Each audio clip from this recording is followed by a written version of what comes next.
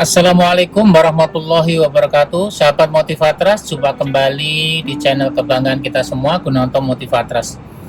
Pada kali ini saya dalam perjalanan pulang dari acara di Keradenan Cibinong.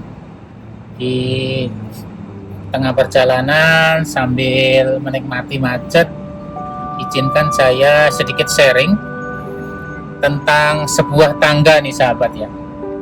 Ya, jadi materi pembahasan kita kali ini itu tentang tangga ya, tentang tangga.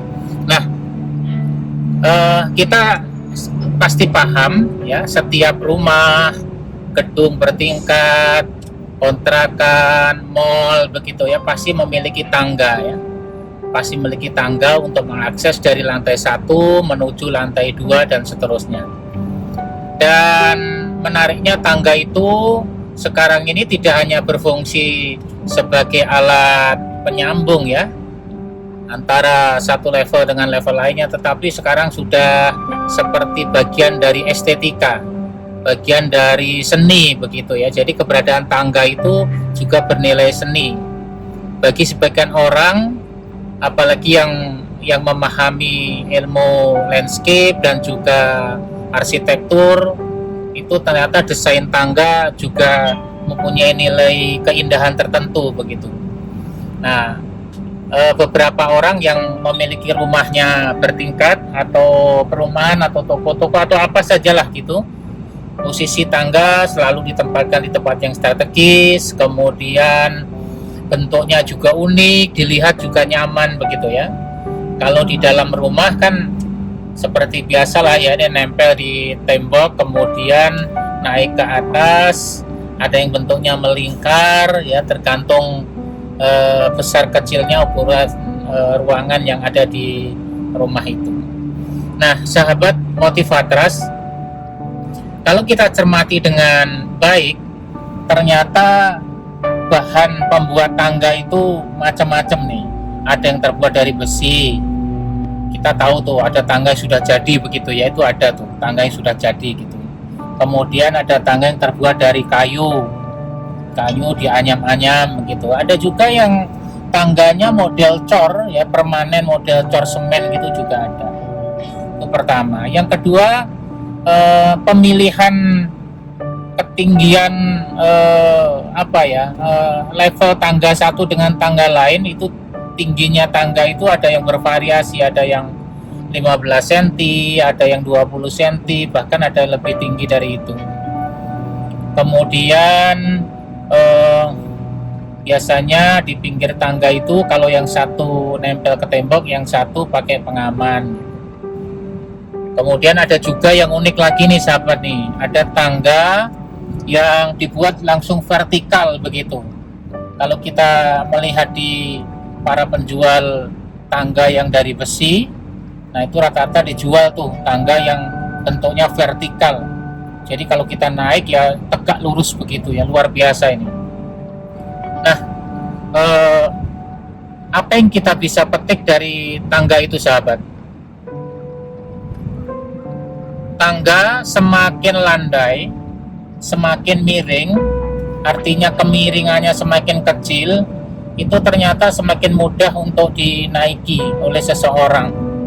Pada saat orang itu naik, bisa berjalan dengan santai, tangga demi tangga dapat dilalui dengan mudah, tidak terlalu ngoyong, nggak terlalu ngos-ngosan begitu ya. Cuman ya memang resikonya tangga itu menjadi lebih panjang, lebih jauh lah jarak tempuhnya, tapi dari segi energi itu lebih safety ya, lebih aman, lebih ringan lah, boleh dikatakan begitu. Kemudian ada juga yang tangga kemiringannya 45 derajat gitu ya. Ada juga yang vertikal. Jadi kalau kemiringan tangga itu semakin tinggi ya, 45 derajat ke atas, ditambah lagi dengan tinggi tangganya itu lebih dari 15 cm, ternyata kalau kita coba luar biasa nih sahabat ya. Kita merasa capek, mudah lelah, kemudian merasa berat ya. Bagaimana tidak, kita naik vertikal seperti naik sebuah pohon, kan vertikal tuh. Walaupun ini ada tangganya, waktu naik tangga yang vertikal tetap aja kita merasakan sangat berat. Karena pertama kita menanggung beban dari badan kita, berat badan kita.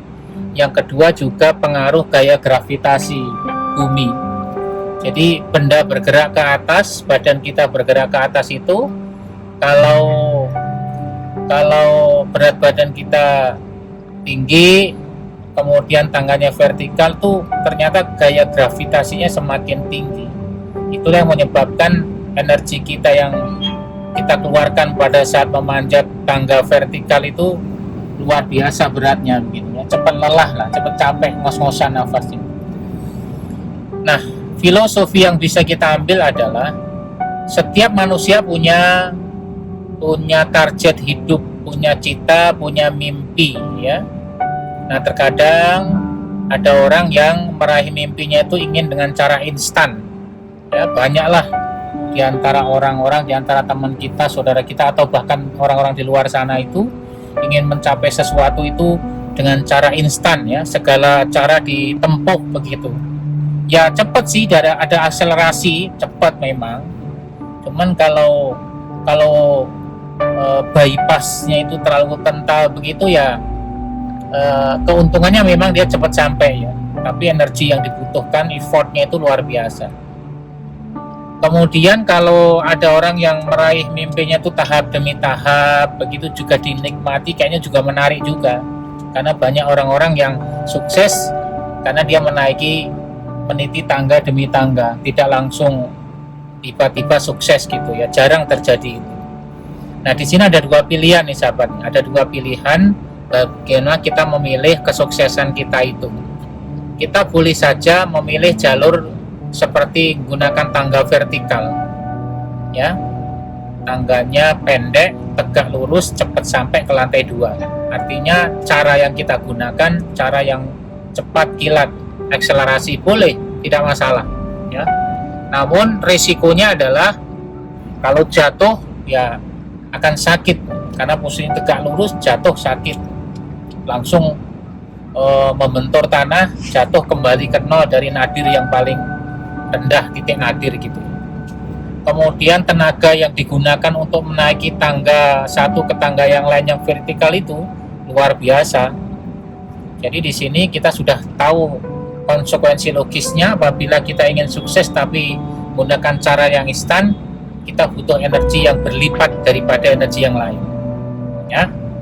Itu yang pertama. Yang kedua, jika kita memilih tangga itu landai, santai, serius, ya, pelan tapi pasti begitu, nah itu juga bagus, ya. Nilai positifnya adalah kita menata diri, menata psikologis kita, menata hati kita, menata pikiran kita, jiwa kita.